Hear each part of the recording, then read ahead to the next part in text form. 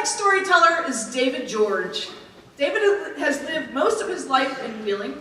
He's an author, advocate, consultant, and spokesperson for persons who live with learning disabilities, autism, and all persons who live with any so-called disabilities or challenges. David is interested in participating in This Is My Brave to enlighten everyone that persons who suffer from things that make them appear different to others are in many ways just as normal as other people. And they deserve to be encouraged to be the best that they can be and be unconditionally accepted for who and what they are. Please join me in welcoming David George.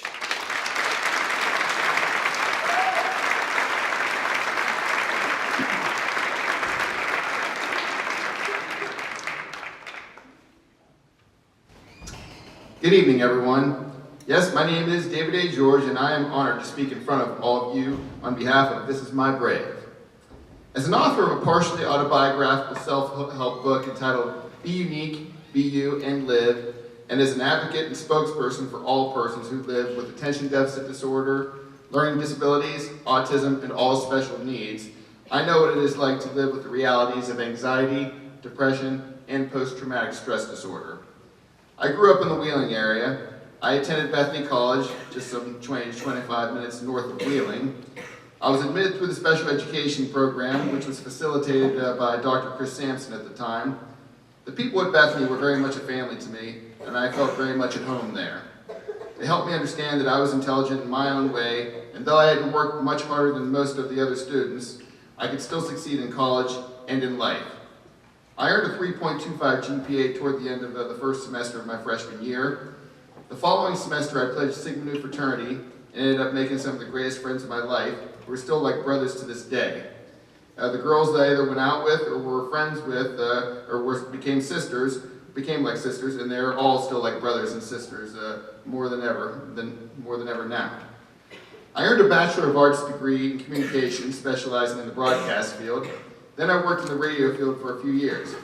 I then attended graduate school at both West Virginia University and Marshall University while attempting to earn a master's degree in counseling and earned a 3.8 GPA. While trying to complete my degree at Marshall, though, I realized that there was more that I needed to learn about the plight that I had with attention deficit disorder and a severe learning disability. I moved back to Wheeling shortly after. I consulted with Dr. Chris Sampson from Bethany, and she recommended that I speak with Ms. Judy Bosley, who worked as a vocational rehabilitation counselor for the West Virginia Division of Rehabilitation Services in Wheeling. Ms. Bosley worked with me to help me find what would be the most suitable job for me to work in. Eventually, I started working in the Human Resources Department of West Banco here in downtown Wheeling. However, I always knew that I had the creative mind of a sensitive artist who loved to write. At the same time, I was trying to find out why I was forced to live with the realities of ADD and a severe learning disability, yet trying to find meaning to my life so I could determine what my purpose would ultimately be. Interestingly, while Ms. Bosley was helping me, I became reacquainted with Father Pat Condren, who was the former chaplain at Bethany College when I attended. He introduced me to God for the very first time. When I continued to work at the bank, I moved back to Bethany, which still was like a home and family to me. And while living at Bethany, I worked diligently on my book. However, I came to the realization that I did not get the emotional nurturing and guidance and support that I so needed badly while I was growing up before I attended Bethany. I became painfully aware of how there were too many things that were unfulfilled from my life so many years before. This generated a devastating retroactive effect on me, which exacerbated feelings of anxiety, depression, and post-traumatic stress disorder.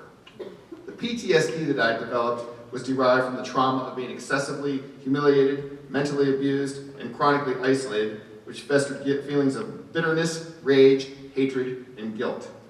I realized I was forced to grow up too fast in one way, and in another way, I was not granted the opportunity to really grow up at all. This helped me understand that I needed to go to therapy, which took many years to work through. Besides receiving therapy and spiritual counseling, my Bethany friends and several other friends gave me their love and support, which compelled me to work harder on my book and find peace with myself. My book was printed 5 years after starting therapy. 1 year after my book was published, I became involved with a Bethany College theater production of The Who's rock opera, Tommy.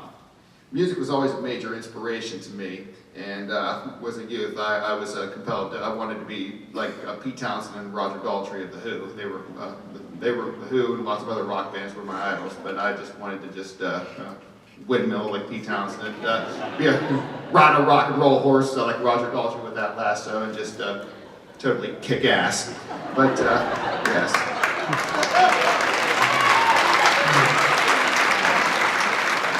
Well, anyway, but I always felt that the story, the Who's Rocker Tommy, I always felt that the character and story created by Pete Townsend was very similar to my story. There's even a passage about Tommy in my book, just before the conclusion. And rock operas were very compelling to me, especially storylines that represented the protagonists as being precluded and excluded due to unfair circumstances. Tommy is undoubtedly one of them, and so are Pink Floyd's rock opera The Wall and Rush's rock opera 2112. On the day of the Sunday matinee at the Tommy Extravaganza in Bethany, someone asked me if she thought my learning difficulties were derived from autism. This compelled me to find out for sure. And after 4 months of very thorough and meticulous testing, the evaluation was some 15 pages long, I was rendered the diagnosis of what is known as Asperger's syndrome, a highly functional kind of autism. In conjunction with that, I was diagnosed with an unconventional, nonverbal learning disability, along with not being able to absorb, comprehend, and multitask at the pace of others. This brought personal closure to me. It also became an added dimension to my mission to become a full-time spokesperson, advocate, mentor, and liaison for persons who live with special needs and so-called disabilities. My goal is to bring people together in the community in a way which all unique individuals would feel more consistently cultivated, integrated, and included. And music is a very profound inspiration, and that hopefully could bring people together even more.